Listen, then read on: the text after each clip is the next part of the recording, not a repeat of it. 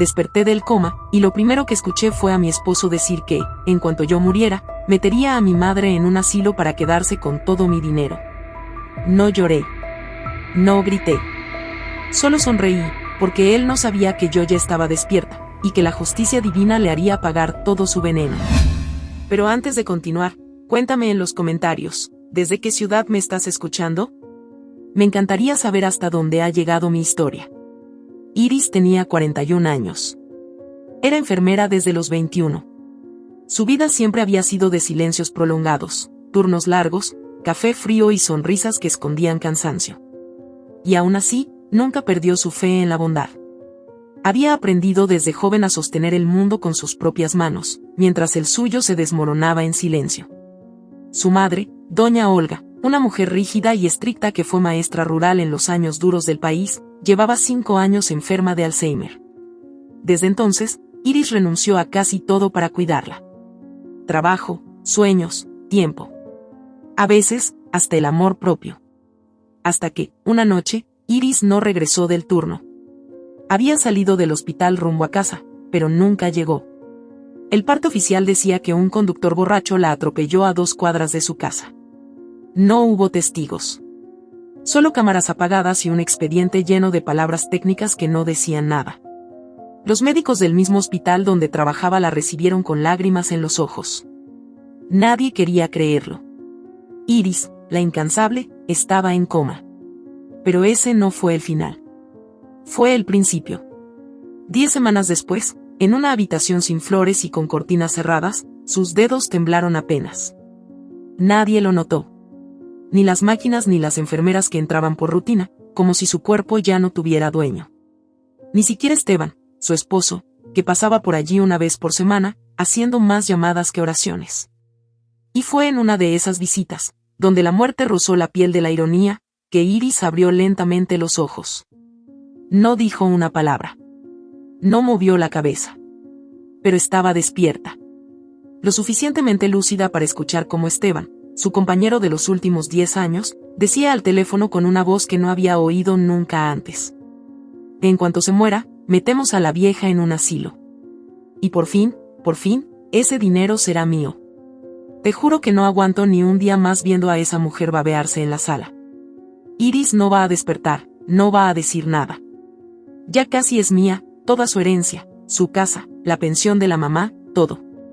Silencio. El corazón de Iris latía, pero no por miedo. Era un golpe seco, directo. Como si alguien hubiese arrojado su alma contra una pared. ¿Lo escuchaste? Volvió a decir él. No seas dramática, no es como si yo la hubiera atropellado. Fue suerte, mucha suerte. Ahora nos toca a nosotros. Ella quería gritar, quería arrancarse las agujas de las venas, quería moverse. Pero no lo hizo. Algo dentro de ella, una fuerza más profunda que el instinto, le dijo que no dijera nada. Aún no. En ese instante, Iris comprendió que había regresado por algo. Que la vida no le había dado otra oportunidad para sobrevivir, sino para presenciar. Y ahí, acostada, en un cuerpo que parecía muerto pero con la mente tan viva como un rayo, decidió escuchar. Las voces entraban y salían. Algunas eran suaves, como la de Rocío, una enfermera joven con acento del sur, que hablaba a veces mientras limpiaba las sábanas. No se preocupe, señora Iris, yo sí creo que usted me escucha.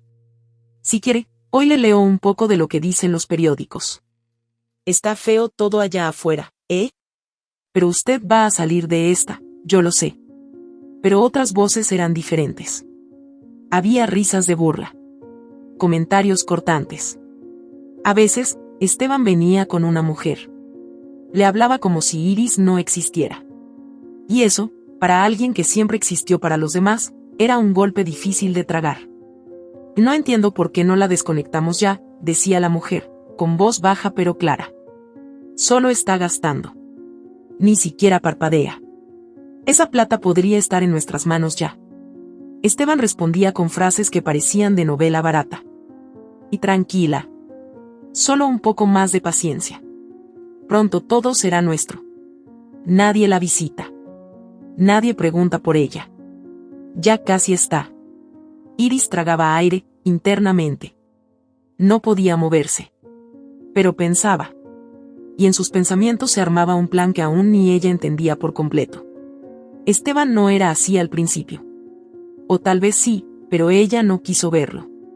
El amor, como el hambre, tiene la capacidad de hacerte imaginar cosas que no existen. Él había sido atento, protector, casi paternal. Años atrás, cuando su madre comenzó a desvariar y los gastos médicos subieron como espuma, Esteban se convirtió en el proveedor. Yo me encargo de todo, tú solo cuida a tu mamá, le decía mientras ella lo miraba como a un héroe. Nunca le pidió cuentas. Nunca dudó. Ahora, sabía que todo había sido un acto. Un papel que él había interpretado mejor que cualquier actor. Iris recordó que él fue quien le pidió que pusiera la casa a nombre de ambos. Que él gestionaba sus cuentas. Que no tenía acceso a su propio dinero desde hacía meses. Que no tenía control de nada. Una noche, mientras Rocío le limpiaba las manos con algodón, Iris logró mover ligeramente el dedo meñique. Rocío no gritó. No dijo nada. Solo sonrió. ¿Fue un reflejo? No, usted me escuchó, ¿verdad? Volvió a repetir el movimiento. Un parpadeo mínimo. Dios mío, susurró la joven. Usted está despierta. Rocío supo que debía actuar con cuidado. No dijo nada a nadie. Solo comenzó a pasar más tiempo con ella. A hablarle como si fuera su amiga. A contarle cosas, pequeñas, del día a día. ¿Sabe qué dijeron hoy los médicos? Que Esteban pidió que la trasladen a un centro de cuidados para pacientes terminales. Que ya no tiene caso mantenerla aquí. Yo no sé, señora, pero algo no me huele bien. Ese hombre no me da buena espina. Esa misma tarde, Iris escuchó la conversación que le confirmó todo. Mañana firmamos los papeles, decía Esteban. Solo falta que una jueza autorice el traspaso. Ya tenemos al médico que declarará que está en estado vegetativo permanente. Sí, ya está todo listo. Yo lo arreglo. Como siempre. Iris apretó los labios por dentro. Todavía no podía hablar. Pero cada palabra que escuchaba era como un ladrillo en su alma. Esteban estaba dispuesto a matarla, legalmente. A declarar su vida nula. A borrarla. En su mente, comenzó a trazar los hilos de su escape. No era una película. No era ficción. Era su vida, en peligro, y su madre también. Porque si él era capaz de eso con ella, ¿qué le haría a doña Olga? Doña Olga seguía internada en otra área del hospital, en tratamiento paliativo. No hablaba mucho, pero a veces decía frases extrañas. Como si su mente volviera por segundos a la realidad. Rocío se encargaba también de ella. Fue ella quien le contó a Iris. Hoy su madre dijo su nombre, ¿sabe? Dijo Iris: no está muerta, solo duerme con los ojos del alma.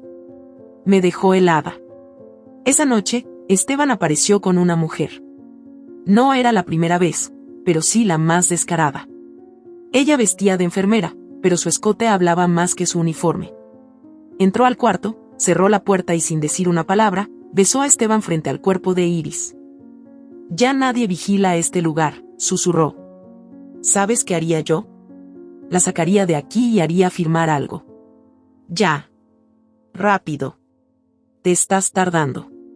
Nos va a explotar en la cara esto. Y ya está hecho. Mañana entregamos el informe médico, y con eso, la declaran legalmente incapacitada. Lo que sigue es transferir todo. Le estoy metiendo pastillas en la sonda, no se va a despertar jamás. Confía. Iris tragó saliva. Estaban acelerando el plan. Esteban tenía miedo. Eso era bueno. El miedo hace que los monstruos cometan errores. Y ella solo necesitaba uno. La historia no había terminado. Acababa de comenzar. Apenas Iris escuchó el beso. No por el sonido, sino por el silencio que vino después.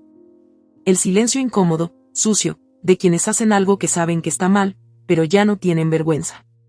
Esteban y su amante habían cruzado el último límite. No les importaba nada. Ni siquiera el hecho de que ella, aún con los ojos cerrados y el cuerpo inmóvil, seguía siendo humana. Seguía siendo esposa. Seguía siendo madre. Pero para ellos, ya estaba muerta. El olor a perfume barato, el chasquido de una lengua impaciente, la risa nerviosa de una mujer que sabía que no era la esposa, pero tampoco se sentía amante. Todo quedó grabado en la memoria de Iris como si se lo hubieran tallado en el alma. Y mientras su cuerpo no respondía, su mente iba tomando fuerza, como una maquinaria que se activa tras meses apagada. Esteban no sabía que en ese mismo instante había encendido una bomba. Una que pronto le estallaría entre las manos. ¿Ya firmaste los papeles?, preguntó la mujer mientras acomodaba el uniforme falso que apenas cubría el escote. Casi todo. Solo falta la autorización judicial para trasladarla al centro de cuidados. Pero eso no tarda, ya tengo al médico y a la jueza alineados. El resto es trámite. ¿Y la casa? ¿La de la vieja? Ya empecé los movimientos. Está a nombre de Iris, pero como está incapacitada legalmente, yo tengo poder sobre sus bienes. Solo necesito venderla antes de que alguno de sus parientes aparezca a preguntar. ¿Y si despierta? No va a despertar. Y si lo hace, no va a recordar nada. Créeme, nadie despierta de un coma profundo y se acuerda de cada cosa que pasó. Eso es cuento de película. Además, le están dando medicamentos que le mantienen el sistema al mínimo. Está sedada. Dormida. Inservible. La palabra golpeó el alma de Iris como una piedra. Inservible. Para Esteban, ya no era una persona.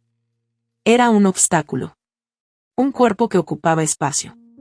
Un freno a sus planes de una nueva vida con otra mujer, con otra casa, con otro apellido si era necesario.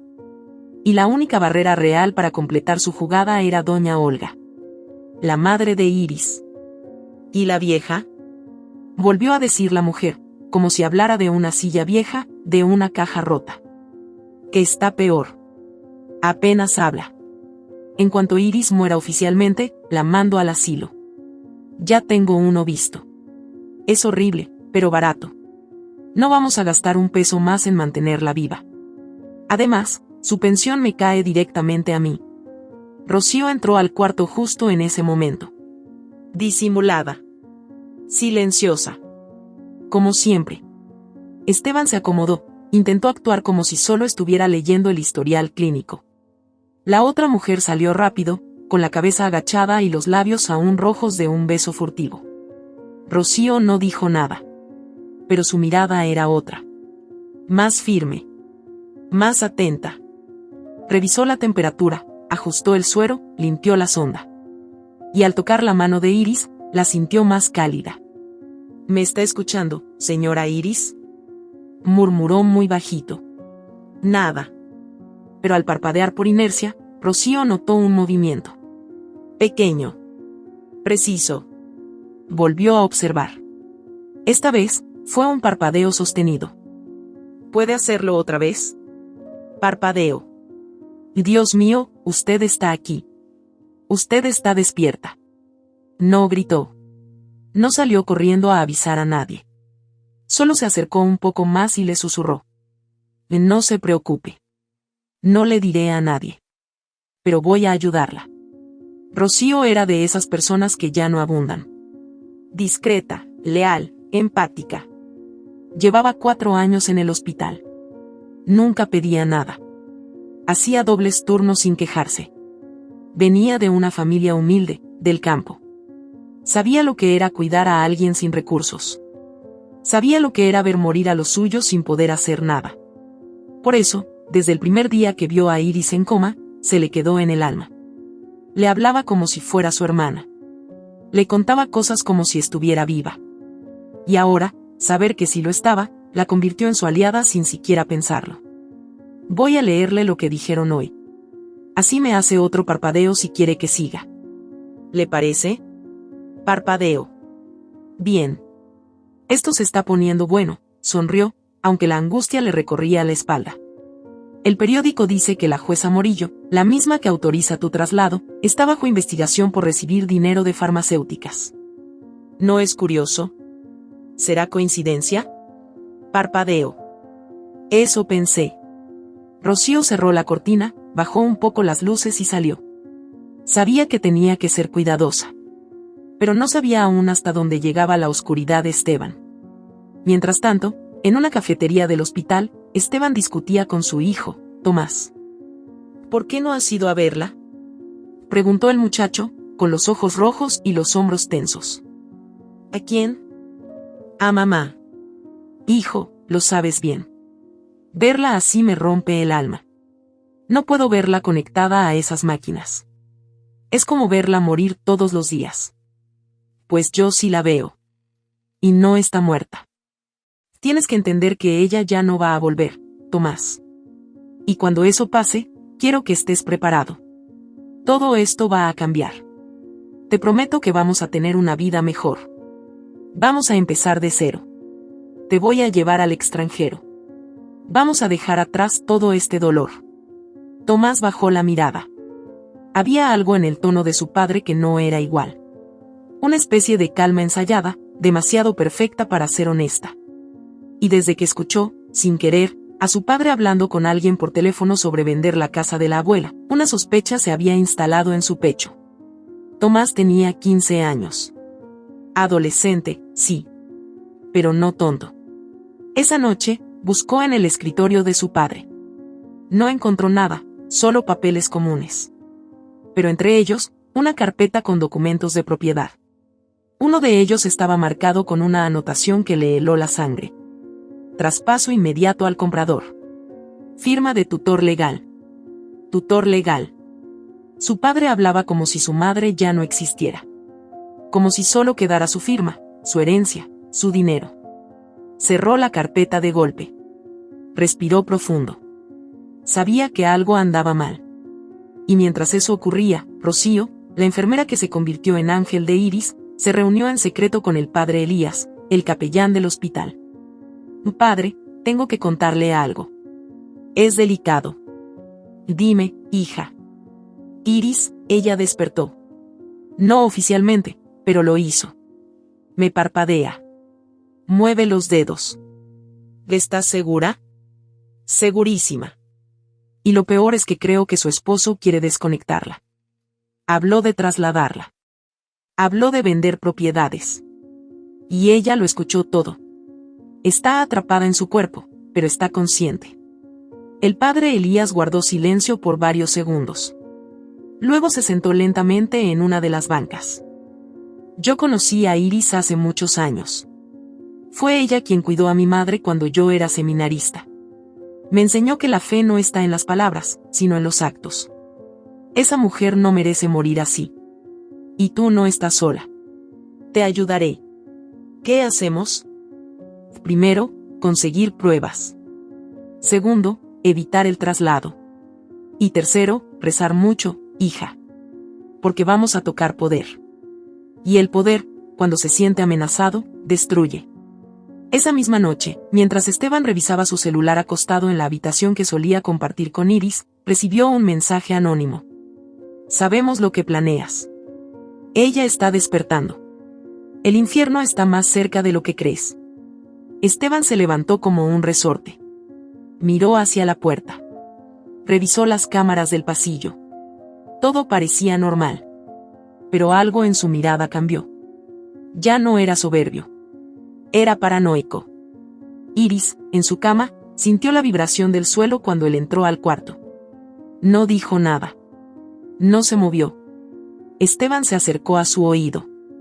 Si estás despierta, escúchame bien. No sabes con quién te estás metiendo. Pero Iris sí lo sabía. Él ya no era el mismo hombre que le juró amor frente al altar. No era el padre de su hijo. No era el compañero de los domingos sin dinero pero con risas. Era otro. O quizás, siempre había sido ese, solo que ahora se quitaba la máscara. Antes de salir del cuarto, Esteban se detuvo. Miró fijamente el rostro inmóvil de su esposa. La muerte no era el plan, Iris. Pero si te empeñas en despertar, quizás termine siéndolo. Y se fue. En la penumbra, una lágrima rodó del ojo izquierdo de Iris. Y su dedo índice se movió. Apenas 1 centímetro. Pero Esteban no lo vio. Y eso fue su primer gran error. Iris ya no era la misma mujer que había entrado en coma. Algo en su interior se había quebrado, pero también algo había despertado. Lo que Esteban desconocía era que su esposa no solo lo había escuchado todo, también estaba empezando a entender quién era él realmente. Y eso la hizo más peligrosa que nunca. La noche en que su dedo se movió por primera vez, Iris sintió algo que llevaba meses perdido: esperanza. Una señal pequeña, casi imperceptible, pero suficiente. Su cuerpo todavía estaba débil, como si cada músculo hubiese olvidado su función, pero su mente estaba más lúcida que nunca. Cada palabra de Esteban, cada susurro de su amante, cada mentira cuidadosamente sembrada, todo lo estaba almacenando, como si su alma supiera que, tarde o temprano, llegaría el momento de usarlo todo en su contra. El hospital seguía funcionando como una gran máquina gris, médicos cansados, enfermeras con los ojos secos de tanto llorar por dentro, familiares que llegaban a despedirse de sus muertos antes de que murieran oficialmente. En medio de ese caos cotidiano, Rocío caminaba entre los pasillos como un fantasma protector. Su rutina se volvió otra: hablaba con Iris más de lo necesario, inventaba tareas para quedarse más tiempo a su lado, y empezó a dejar pequeñas pistas escondidas en lugares estratégicos del hospital. En el fondo de una gaveta vieja del armario, metió un recorte de periódico donde hablaban de la jueza Morillo y su supuesta relación con clínicas privadas. Entre las páginas de una Biblia que estaba en la mesita, colocó una nota escrita a mano que decía: no estás sola. Te creo. Rocío no sabía si Iris podría leerla algún día, pero necesitaba que ella supiera que alguien estaba de su lado. Mientras tanto, el padre Elías, impulsado por el testimonio de Rocío, había comenzado su propia investigación. Durante años había escuchado confesiones que le helaban la sangre, pero esta vez no bastaba con rezar. Sabía que Esteban estaba haciendo algo turbio, y fue por eso que decidió contactar a un viejo conocido, un contador retirado que solía trabajar para empresarios corruptos en el extranjero. Necesito saber si este nombre te dice algo, le dijo al teléfono. Esteban Méndez. Abogado. Vive aquí, pero creo que tiene algo fuera del país. 3 días después, la respuesta llegó en forma de un sobre cerrado que encontró en el buzón de la parroquia. Dentro había una lista de transferencias bancarias a nombre de Iris Valenzuela, realizadas desde cuentas en Panamá, las Islas Caimán y hasta Dubái. Todas hechas por Esteban. Todas sin autorización de su esposa. Todo legal, bajo la figura de representación legal por incapacidad mental de la titular. El padre Elías tragó saliva. Aquello ya no era solo inmoral. Era criminal. Mientras las piezas del rompecabezas se iban uniendo en silencio, Tomás comenzaba a sospechar más. Su padre ya no disimulaba.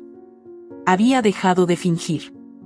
Desde que Iris cayó en coma, Esteban se convirtió en una sombra que rondaba por la casa, pero sin alma. No le preguntaba nada, no lo escuchaba, no mostraba afecto. Solo hablaba por teléfono a escondidas, o se encerraba a escribir documentos que nunca explicaba.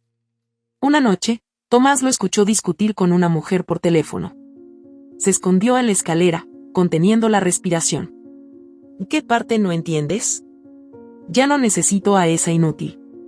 Solo falta que su madre muera. Con eso cerramos el ciclo. Ya. No quiero más retrasos. El médico ya está pagado. Solo falta firmar. El corazón del adolescente se paralizó. ¿Inútil? ¿Ciclo? ¿Firmar? No entendía todo, pero entendía suficiente. Su padre hablaba de su madre y de su abuela como si fueran basura. Como si sus vidas fueran obstáculos, papeles que había que tachar de una lista. Esa noche no durmió. Se quedó sentado junto a una vieja foto familiar donde Iris aparecía sonriendo, abrazándolo de pequeño mientras doña Olga le servía café en el patio. Nada de lo que tenía ahora parecía real. Nada olía como antes. Todo era falso. Tomás decidió ir a verla al hospital al día siguiente, sin avisarle a su padre. Llegó a la habitación con el corazón desbocado. Rocío estaba allí, cambiando el suero. Lo miró, sorprendida. ¿Y eres Tomás, verdad? Sí, ¿cómo lo sabes? Porque tienes la misma mirada que tu madre. Pasa. No hay nadie. El joven se acercó lentamente. Miró el rostro pálido de Iris, los ojos cerrados, los labios resecos. Sintió un nudo en la garganta. Hola, mamá, soy yo. No sé si puedes escucharme. Pero necesito que sepas que te amo. Y que te extraño. Rocío, desde la esquina, sintió una punzada de ternura. Iris, mientras tanto, sintió cada palabra como si fueran caricias. Tomás tomó la mano de su madre y la apretó con suavidad. Papá no te visita mucho. Dice que le duele verte así, pero yo creo que no quiere que despiertes. No sé qué está pasando, pero todo es raro. Él no es el mismo. Me da miedo. Pero yo voy a cuidarte. Te lo prometo. Yo no te voy a dejar sola. Una lágrima resbaló por la mejilla izquierda de Iris. Tomás la vio. ¿Lloraste? Mamá. Rocío se acercó y asintió. Está más consciente de lo que parece. Pero aún no puede hablar. No puede moverse mucho. Pero está despierta. ¿Por qué no dice nada? Porque si lo hacemos, tu padre acelera todo. Él no quiere que ella despierte. Y si se entera que ya lo hizo, puede hacer cosas peores. ¿Qué cosas? Cosas que ni tú ni yo queremos imaginar. Tomás bajó la cabeza. Y por primera vez, sintió rabia. Una rabia que no tenía lugar en su alma de adolescente, pero que ya no podía controlar. Iba a proteger a su madre. Cueste lo que cueste. Ese mismo día, en el pabellón donde estaba internada doña Olga, una alarma comenzó a sonar. El monitor cardíaco disparó una alerta roja. El oxígeno bajó repentinamente. Una enfermera entró corriendo, seguida de otra. Una gritó buscando al médico de guardia. Y justo cuando Esteban estaba llegando para firmar unos papeles con el abogado del hospital, uno de los celadores le avisó. Su suegra tuvo un paro. Está en la sala de emergencias. Esteban no se inmutó. Miró el reloj. Esperó 5 segundos. Luego dijo, sin disimular. Avisa cuando tengan el certificado. Yo estoy ocupado. ¿No va a bajar? No tiene caso. Ya está en lo último. Me avisas. El celador lo miró como si estuviera viendo a un demonio. Bajó la cabeza y se fue sin decir más. En la sala de emergencias, los médicos trabajaban a toda velocidad. La presión se desplomaba. El corazón de doña Olga apenas respondía. Una enfermera intentaba una maniobra mientras otra colocaba adrenalina. Durante varios minutos, la habitación fue un campo de guerra. Vida contra muerte. Y en medio de esa lucha, doña Olga abrió los ojos. Solo por un instante. Solo para decir algo que dejó helados a los presentes. Y él la quiere muerta. Y volvió a cerrar los ojos. Rocío, que había entrado a ayudar en ese momento, escuchó la frase. Corrió al área de administración, donde encontró al padre Elías. Y ella habló. Doña Olga habló. Dijo que Esteban quiere a Iris muerta.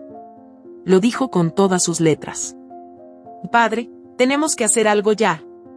El sacerdote la miró fijamente. Que entonces ya no hay vuelta atrás. Y sacó el sobre con las cuentas bancarias. Voy a llevar esto a la fiscalía. Ya no es solo un plan, ya es una tentativa. Si no nos apuramos, alguien va a morir de verdad. Rocío regresó al cuarto de Iris con el alma en llamas. Se acercó a ella, le tomó la mano, la besó con ternura. Su mamá está viva. Lo logró. Ella también está peleando. No están solas. Ninguna de las dos. Aguante un poco más. Lo vamos a detener. Se lo juro. En ese momento, Iris sintió algo que hacía mucho no sentía. Fuerza. Y aunque su cuerpo seguía dormido, su alma no solo escuchaba. Su alma ya empezaba a despertar. Y con ella, comenzaba el verdadero contraataque. Aquel amanecer no se sintió como los anteriores. El aire parecía distinto. Más pesado, más denso. Como si el universo contuviera el aliento, esperando lo inevitable. Iris abrió los ojos. No fue un parpadeo. No fue un espasmo. Fue una apertura lenta, precisa, consciente. Su mirada recorrió el techo de la habitación blanca como si lo viera por primera vez. Los monitores pitaban con normalidad, la luz filtrada a través de la cortina dibujaba líneas temblorosas sobre su rostro, y el sonido de pasos en el pasillo acompañaba su renacimiento. Rocío estaba junto a la cama. Cambiando el suero, anotando signos vitales en la hoja clínica, tarareando un bolero suave que solo ella recordaba. Al ver los ojos de Iris completamente abiertos, soltó el bolígrafo. «Iris». Ella la miró directo, sin desviar la vista. Rocío dejó escapar una carcajada mezclada con lágrimas. Se le escapó un «gracias, Dios mío» apenas audible, y luego acercó su rostro al de Iris, temblando de emoción. «Iris, no digas nada. Solo observa. Finge. Te necesitan quieta. Él aún no sabe. Ese es nuestro escudo. ¿Me entiendes?» Iris asintió. Le costó, pero lo hizo. El milagro fue silencioso, pero devastador. Como un trueno que no hace ruido, pero sacude la tierra. En minutos, el hospital entero lo supo. Iris Valenzuela había despertado. La mujer que muchos ya daban por muerta volvió. Y con ella, el pasado que algunos querían enterrar. Esteban llegó al hospital media hora después, en camisa blanca y chaqueta nueva, perfumado, nervioso, y con una sonrisa forzada que intentó parecer natural. Entró al cuarto acompañado de un médico, un abogado del hospital y la supuesta enfermera con la que solía visitarla a escondidas. Cuando vio a Iris despierta, sus ojos cambiaron. Por dentro se desplomó. Por fuera, interpretó el papel más hipócrita de su vida. «Mi amor, sabía que volverías. Lo sentí.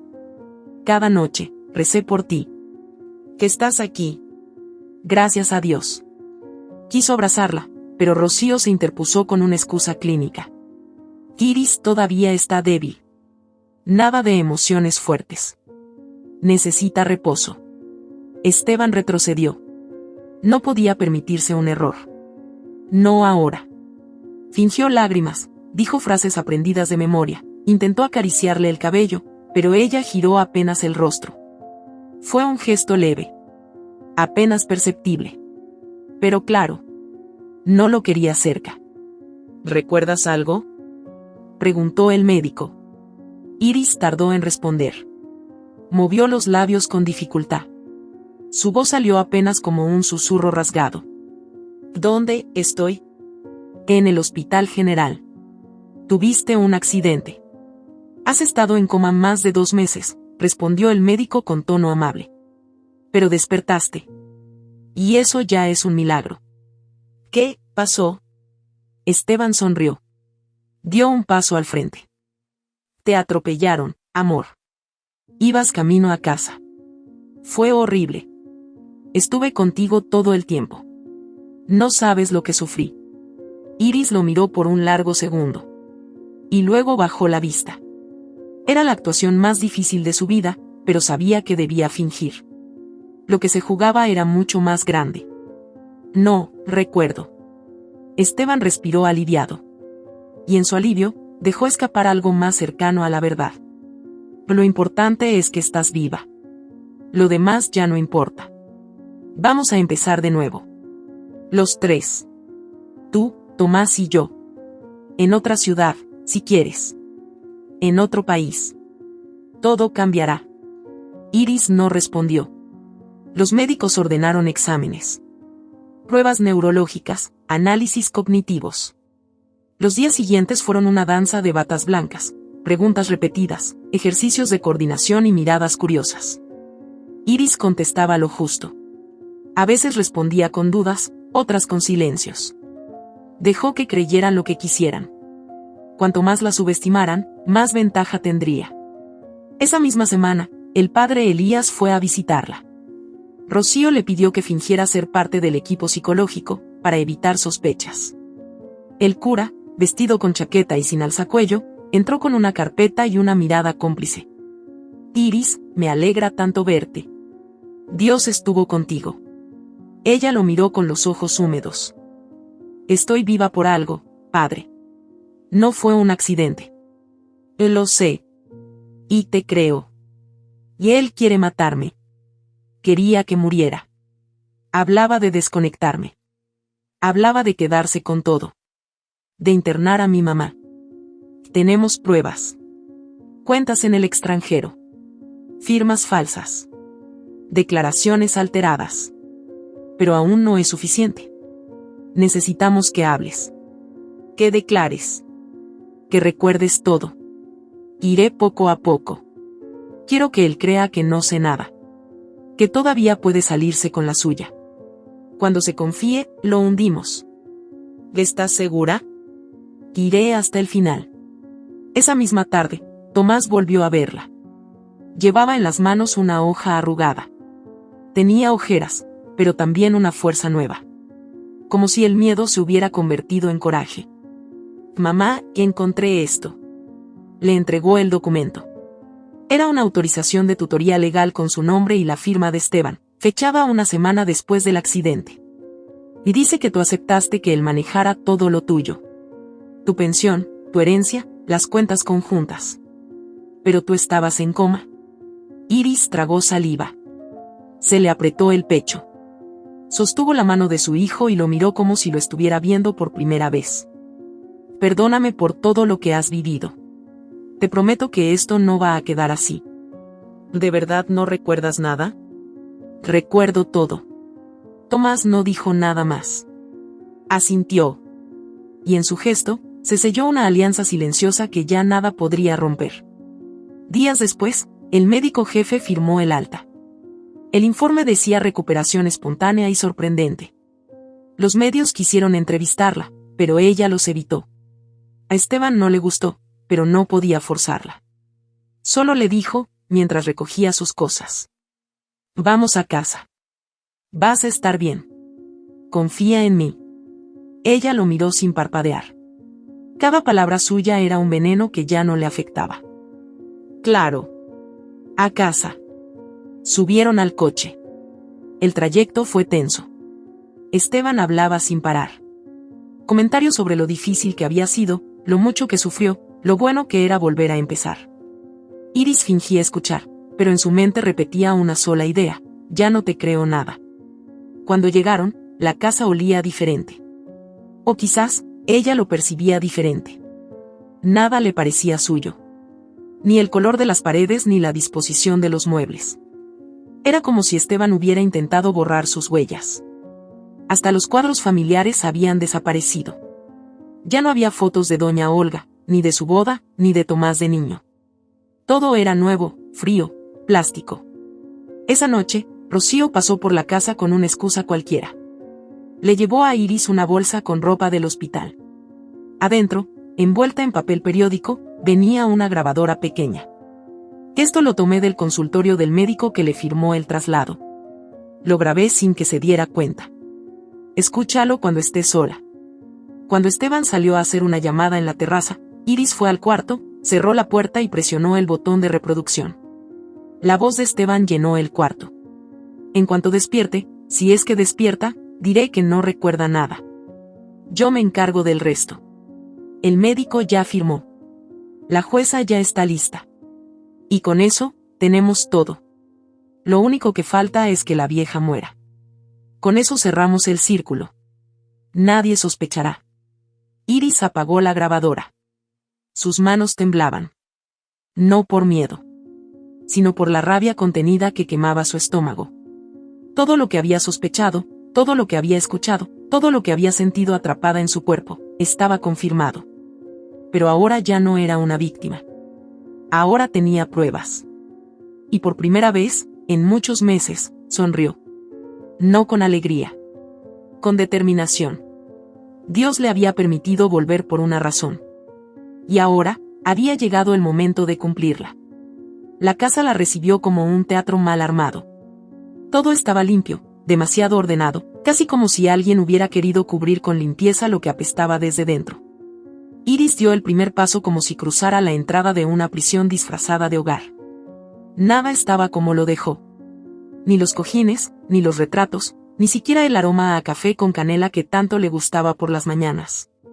La casa estaba viva, sí, pero no para ella.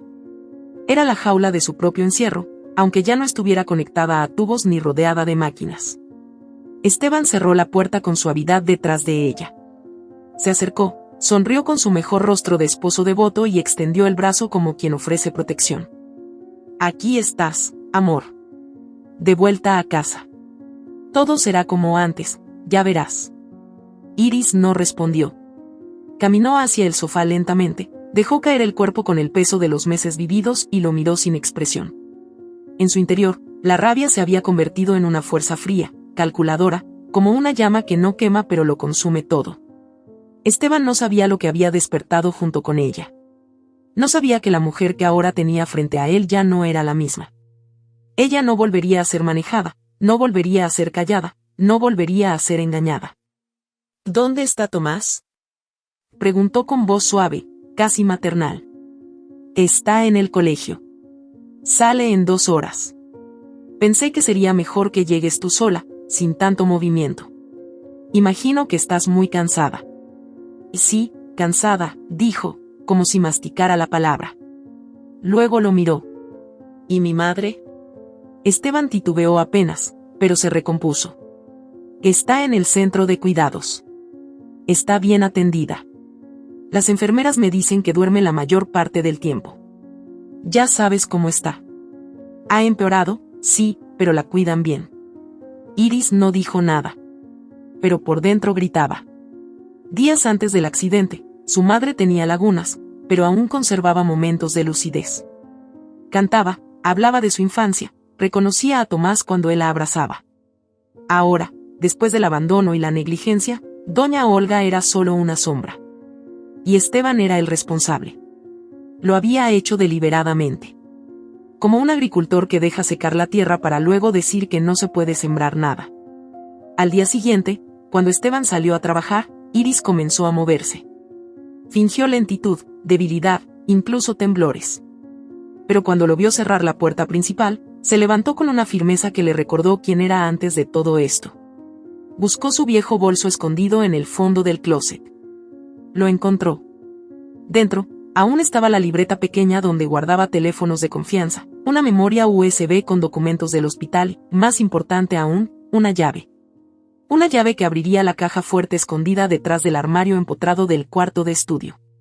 Desactivó la alarma silenciosa y abrió la caja. Dentro, encontró carpetas rotuladas, papeles con sellos notariales, sobres con cuentas bancarias, y algo que le detuvo el corazón, una póliza de seguro de vida con su nombre. Beneficiario, Esteban Méndez. El documento estaba fechado 2 semanas antes del accidente. Monto asegurado, $250,000. Justificación médica, riesgo cardiovascular severo. Iris no tenía ningún historial de problemas cardíacos. Nunca lo tuvo. Años de trabajo en el hospital, chequeos constantes, exámenes rutinarios. Aquello era una mentira redactada con tinta legal. Y lo peor de todo, firmada a su nombre. Una firma perfectamente igual a la suya, pero falsa. Respiró hondo. Cerró la caja fuerte. Llamó a Rocío desde el baño, con la ducha abierta para disimular el ruido. Lo encontré. Esteban falsificó mi firma en una póliza de vida. Y tiene poder legal sobre todo. Sobre mí. Sobre mi madre. Todo está en su nombre. ¿Quieres que lo denuncie ya? No. Aún no. Tengo que encontrar más. Algo que lo destruya por completo. ¿Recuerdas lo que dijiste de las cámaras? Sí. Tengo a un técnico que puede ayudarte. Confío en él. Hazlo venir mañana. Cuando Esteban salga.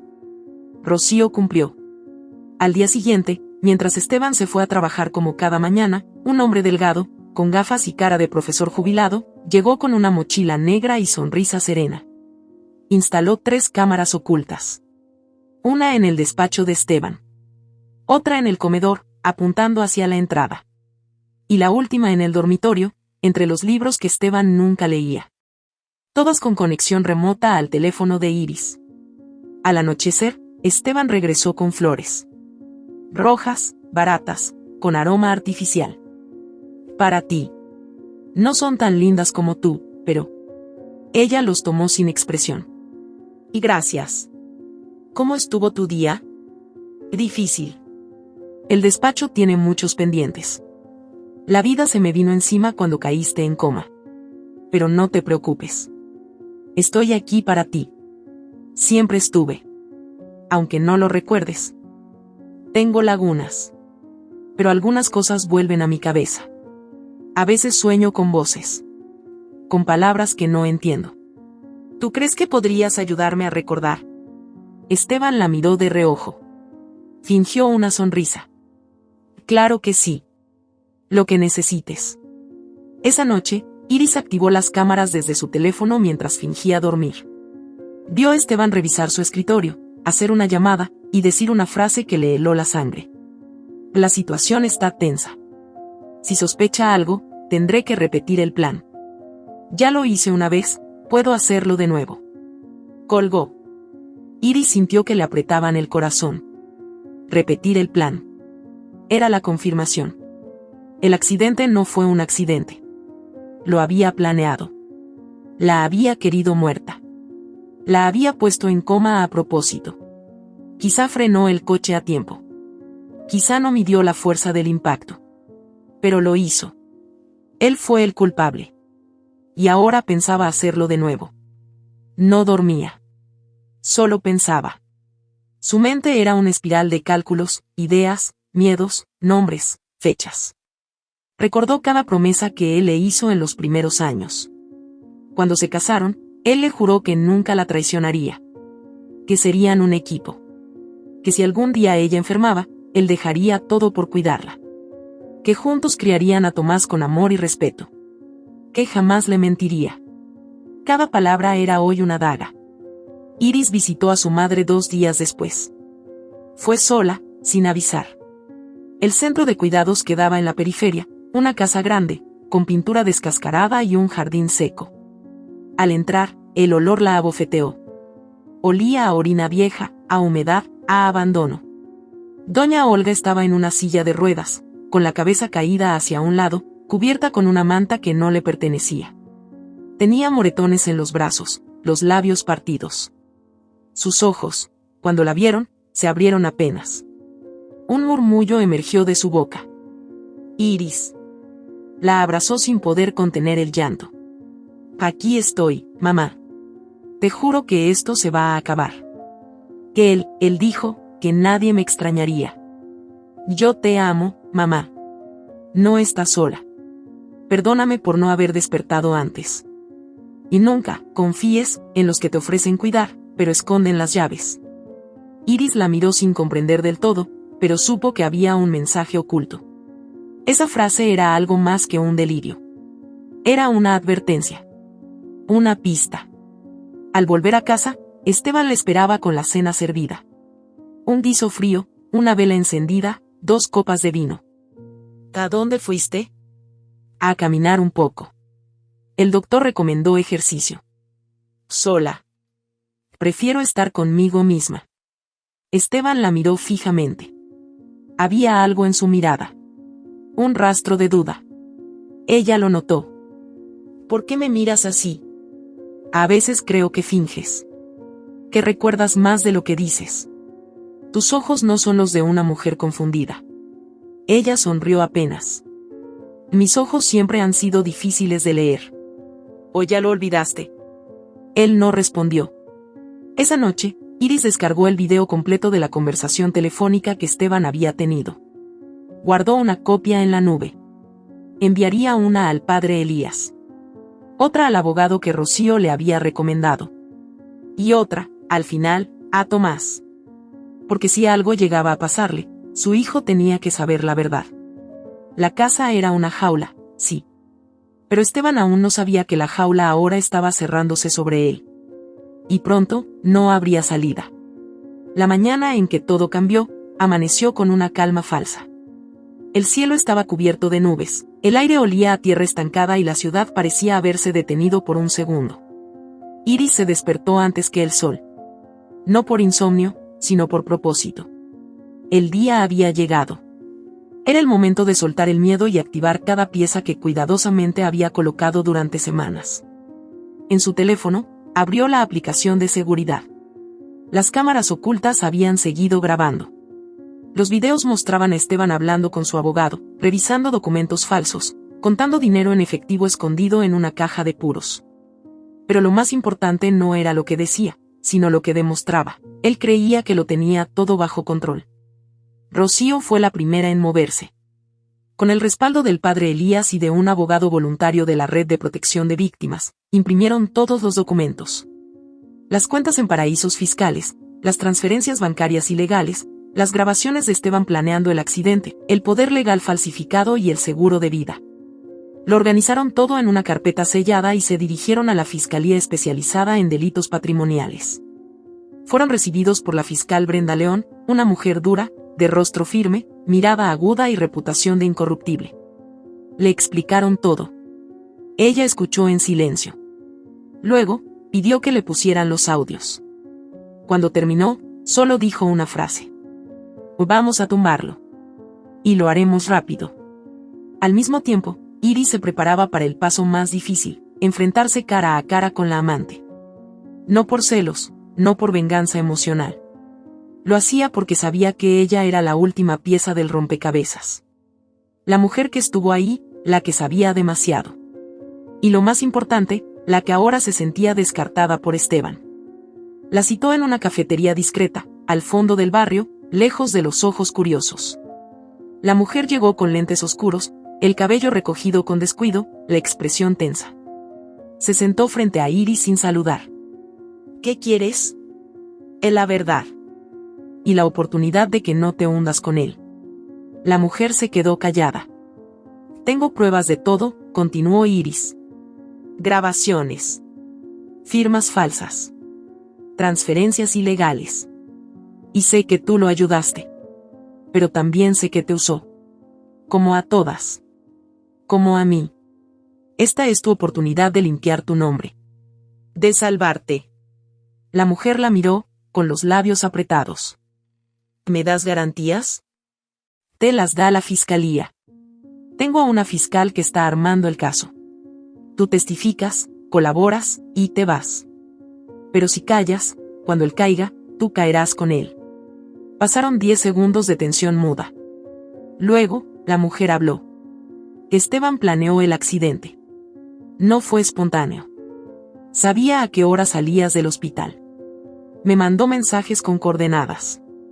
Quería que pareciera un asalto, o un accidente común. El tipo que lo hizo, no sé ni quién fue.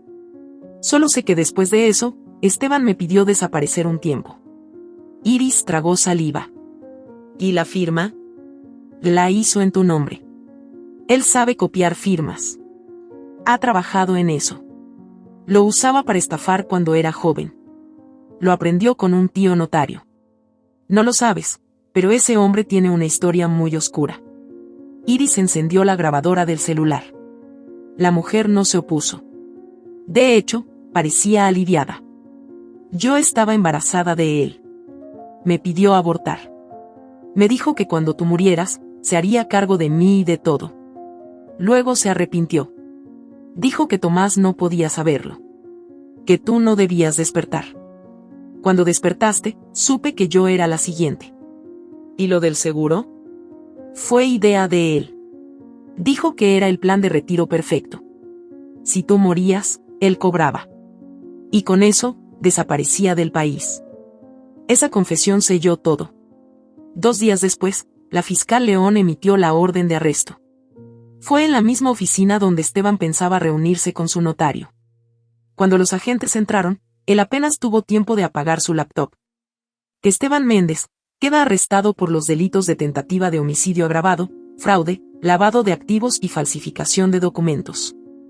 Esto es un error. No tienen pruebas. Tenemos más de lo que imagina, le respondió la fiscal. Y no va a salir de esta. El arresto fue televisado. Las cámaras captaron su rostro altivo, sus ojos desafiantes. Pero también captaron la cara de Tomás, parado frente al noticiero, mirando la pantalla con lágrimas en los ojos. Su madre lo abrazó. Él no dijo nada.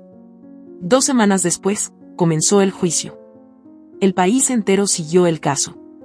Fue el tema en las radios, los foros de internet, las sobremesas familiares. ¿Cómo era posible que un hombre intentara matar a su propia esposa para quedarse con una herencia? ¿Cómo alguien podía ser tan frío? ¿Por qué nadie lo detuvo antes? El tribunal estaba lleno. Iris entró acompañada de su abogado, de Rocío y del padre Elías. Tomás caminaba a su lado, como un soldado de su causa. Frente a ellos, Esteban, vestido con traje, pero ya sin ese brillo de seguridad. Ahora su rostro era otro. Una mezcla de rabia, miedo y orgullo herido. La fiscalía presentó las pruebas. Reprodujeron las grabaciones. Mostraron los documentos. El público se quedó en silencio al oír su voz diciendo: si despierta, la mato de nuevo. Fue una frase que desgarró la sala. Varios periodistas bajaron la cabeza. Algunos lloraron. Iris fue llamada a testificar. Caminó al estrado con la frente en alto. Su voz era firme. Contó todo. Desde el momento en que despertó, hasta la noche en que oyó a su esposo planear su muerte. Fingí estar dormida para sobrevivir. Porque sabía que si él descubría que estaba despierta, me mataría de verdad. La defensa intentó alegar locura temporal.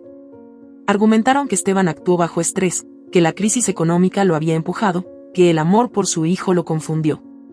Tomás fue el siguiente testigo. Mi papá no estaba confundido. Él sabía lo que hacía. Me mentía todos los días. Me dijo que mi madre nunca despertaría. Pero ella estaba ahí. Viva.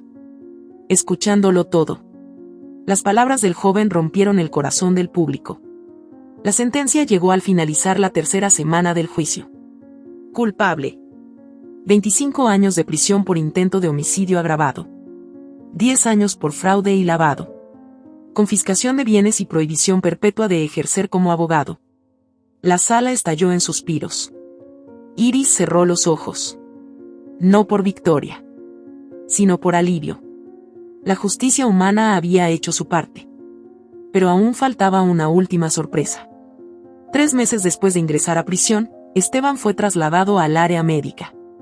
Mareos constantes, pérdida de visión, debilidad en las piernas. Los estudios fueron claros. Una enfermedad neurológica degenerativa. Irreversible. Rara. Dolorosa. Avanzaba rápido. Pronto perdería la movilidad completa. Después, el habla. Luego, la memoria. La noticia corrió entre los medios como una tormenta. Iris no reaccionó. Ni una palabra. Hasta que la llamaron del hospital penitenciario. Querían saber si deseaba visitarlo. Ella dijo que sí. Entró sola. No con odio. No con venganza. Solo con la calma de quien sabe que no necesita levantar la mano para ver cómo cae quien intentó destruirla. Esteban estaba en silla de ruedas. La cabeza caída. La mirada apagada. Ya no hablaba. Solo babeaba. Respiraba con esfuerzo. Sus manos apenas se movían. Iris se sentó frente a él. Lo miró por varios minutos. Luego se inclinó y susurró al oído. Así me dejaste a mí, ahora sabrás lo que es vivir atrapado. Se levantó, caminó hacia la puerta, y justo antes de salir, se detuvo. Yo sobreviví. Tú, te apagaste solo. No volvió a mirarlo. No lo necesitaba. Ya había ganado. Iris salió del hospital penitenciario con los pasos firmes y la espalda recta. No volteó. No lloró. Tampoco sonrió. Caminó hacia el auto como quien termina una etapa de la vida con la dignidad intacta y las heridas cerradas. El aire frío golpeó su rostro, pero no le dolió. Ya nada dolía como antes. Esteban había quedado detrás de esas paredes de concreto, encerrado en el cuerpo que él mismo había condenado. Ella, en cambio, volvía al mundo. No con venganza, sino con propósito. Al llegar a casa, encontró a Tomás sentado en la mesa con libros abiertos, auriculares puestos y una carpeta llena de papeles marcados con resaltador. La miró y le sonrió. Su hijo, su motor, su verdad. ¿Cómo estuvo todo?, preguntó con cautela. Definitivo, respondió ella. No queda nada más que hacer allá. Él ya no puede hacer daño a nadie. Ni siquiera a sí mismo. Tomás se levantó y la abrazó largo. Iris sintió su aroma, su calor, y por fin se permitió un instante de debilidad. Acarició su nuca, como cuando era niño, y suspiró. No por tristeza, sino por agradecimiento. ¿Qué estás estudiando?, preguntó después. Derecho. quiero entender las leyes. No solo para defenderme, sino para ayudar a otros. Hay mucha gente allá afuera que está viviendo lo que tú viviste. Y no tienen a nadie. Iris lo miró con una mezcla de orgullo y tristeza.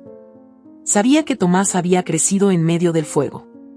Pero lo que no esperaba era verlo renacer de las cenizas. Te acompaño en cada paso, le dijo, y lo besó en la frente. Esa noche, Iris abrió el sobre que contenía toda la herencia recuperada. Había más de lo que recordaba. Dinero de la venta de una propiedad antigua, seguros que ella nunca supo que existían, cuentas escondidas que fueron liberadas tras el juicio. Podía vivir el resto de su vida sin trabajar, sin preocuparse, sin mirar atrás. Pero no era eso lo que quería. Durante semanas recorrió hospitales públicos, barrios olvidados, comunidades marginadas. Habló con madres solteras, con mujeres que dormían en pasillos esperando que atendieran a sus hijos, con otras que trabajaban turnos dobles limpiando pisos, que callaban el abuso porque no tenían a dónde ir. Las escuchó a todas. Y entonces entendió qué hacer con su segunda oportunidad. Creó una organización sin fines de lucro a la que llamó Renacer. Su objetivo era simple: ayudar a mujeres víctimas de violencia económica, abandono familiar y manipulación legal. En cada taller, en cada consulta, había algo más que asesoría. Había verdad. Había una mujer que no solo sobrevivió, sino que regresó para evitar que otras cayeran. El primer centro se levantó al lado del hospital donde ella había estado en coma. Compró un terreno pequeño, modesto, y lo convirtió en un refugio.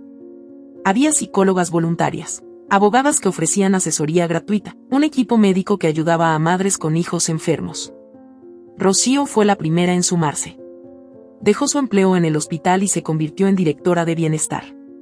Nunca imaginé que cambiaría gasas por papeles, le dijo un día riendo. Y yo nunca pensé que usaría mi dolor como arma, le respondió Iris. Pero era eso lo que hacían. Convertían el dolor en puente. Mientras tanto, el padre Elías, fiel al espíritu de justicia, empezó una campaña nacional para visibilizar la corrupción familiar en el ámbito legal.